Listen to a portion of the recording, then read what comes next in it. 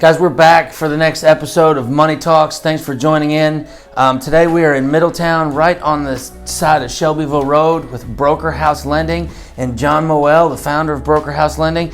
John, thank you for your time, man. I really appreciate it. Thank you. Absolutely. We've got built kind of quite a friendship over the last couple of years and been engaged with our families. And I just want to pick your brain on the mortgage industry. Oh yeah, you sure about that? Yeah. I think our audience wants to know because a lot of people are funny about talking about their finances, but everybody wants to buy a home at some point. Almost everybody.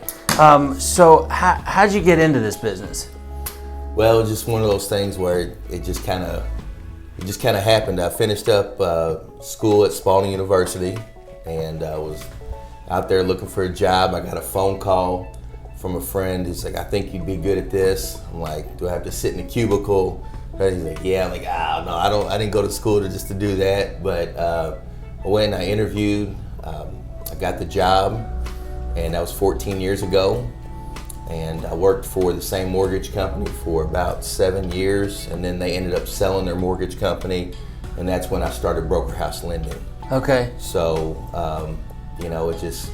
that's how it happened, and it's 14 years later. It's been rolling ever since. Yeah. So anybody that's out there that has already started a business or contemplating starting a business, there's some fear involved in that, especially when it comes to finances. You had already formed a family at the time that you went out on your own, so there was risk involved. How did that make you feel? Can you share some of those, feelings and how you overcome those? Because you put all your eggs in one basket and said, "Hey, let's go." Right. Yeah. It was pretty nerve-wracking. I think I tried to quit on myself like 10 times. How'd your wife handle that? Yes. Well, she just, she was pretty encouraging for the most part. Yeah. And so it was, the biggest fear that I had was when I started my own business. And when it comes to mortgages, was would I be able to get a loan to the closing table? And so after I started, after I got a few to the closing table and I learned the process as a broker versus just being a loan officer, I realized that I could deliver the minimum viable product, which is the loan, the mortgage loan. And that's what helped build confidence. And, you're slow when you first start, so you're always worried about where your next deal is going to come from. Oh, sure. But in the sales industry, or when you start an own business, you eat what you kill. Yeah, it was. Yeah, I think after every loan, I think we celebrated. I think I took the kids out to dinner every time, like woo, Yeah. It was for the first couple years. I can't lie. It was a little nerve-wracking. Okay.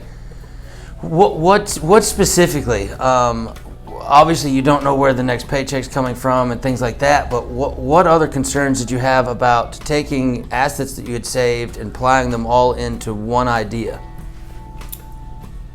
Well, it's the startup costs. When I first started, I did work from home, so it wasn't. It was calculated to where I wasn't having to put too much money. Yeah, I remember those basement office days. Yeah. So I was down there, you had to maybe deliver your loan docs to my mailbox or something. But so the big calculated risk is when Broker House Lending bought this commercial space here on Shelbyville Road. And that's when I had to put a lot of money, into it. And you just, as a financial advisor, that you just got to weigh out, if you put it in, what are you going to get out? What does my return on investment look like? How long is that going to take? Mm-hmm. So far, after 2 years here on Shelbyville Road, I think we're one of the only mortgage company that people walk in. We get walk-ins like banks do. Sure. It's a fantastic location. You can't get any closer to Shelbyville Road than we are. Yeah, it's good. It's been good. So it's pretty much paid for itself. With the walk-in business, with people calling us off the road. That's fantastic. Yeah, so it covers the mortgage. Okay. And so we're starting to slowly, I think, build a brand here in Middletown. That's kind of the goal as a business owner, is if you can start building a brand. broker house lending brand. And so I think we're doing pretty good.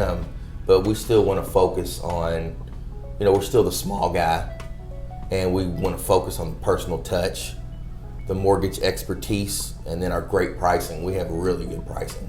That sounds fantastic. Yeah. So we're rolling into the fall. Summer's gone. That's usually the busiest time of year for home sales, not necessarily on the commercial side. Interest rates are going down. Where do you see that trend going?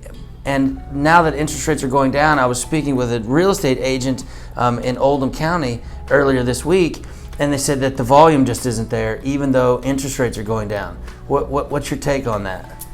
Well, you're seeing a nice round of refinances right now. That was going to be my next question: are you seeing a spike in volume on the refinancing? Yeah, I think the dropping of these mortgage interest rates, we're done to kind of get a round of refinancing going to keep the real estate market still moving and good. There's still people out there, buying and selling. Sure. It's great, but the inventory is low. And why is that? How do you account for that? Even specifically in the Louisville market, because that's what we're focused on.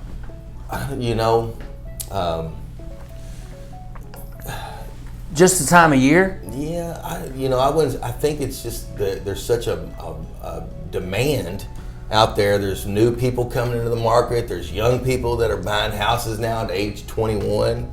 Sure. There's people out there, so the demand is high and the supply is a little bit low. You're seeing a lot more building going on. The builders are coming back.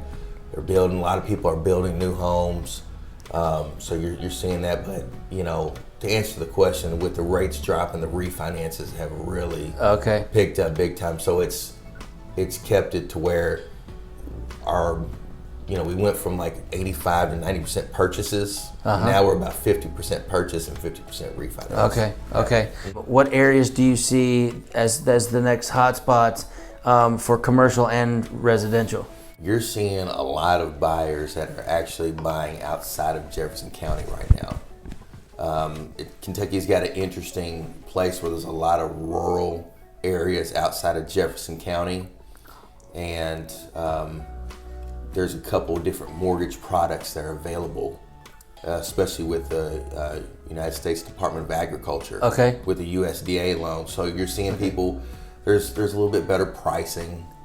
Sure. If you get outside of Jefferson County. I'm seeing, in terms of residential, which is mostly what we deal, is residential, these places like in Germantown and Nulu, I mean, these places went from like a $50,000 house to $200,000 in a couple of years. I mean, and they've just, these real estate investors have really, taken advantage. They've cleaned up these places, made these houses nice.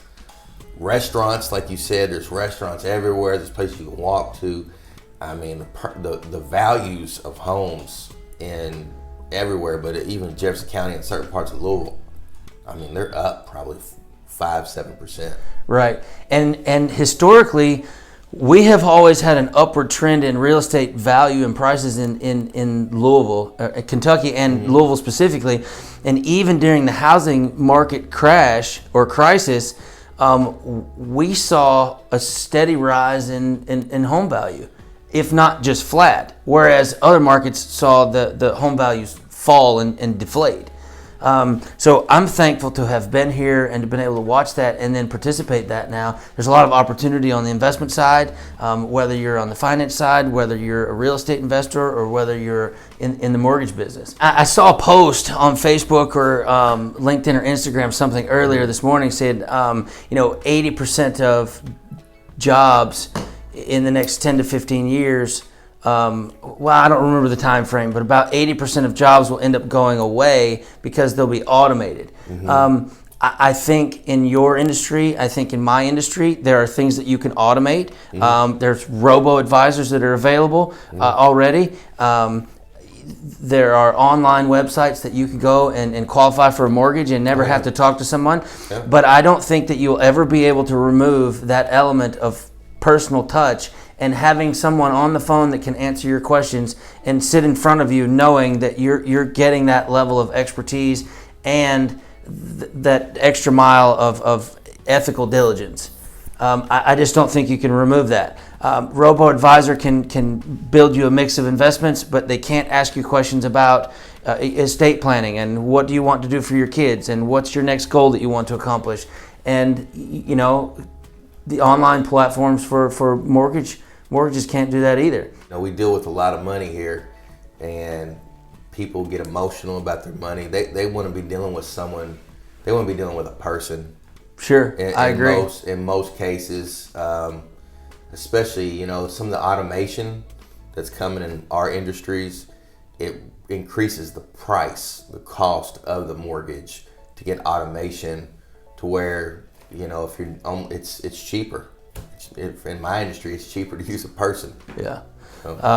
Okay, so back to the last question. If you had it to do all over again, is there anything you'd do different?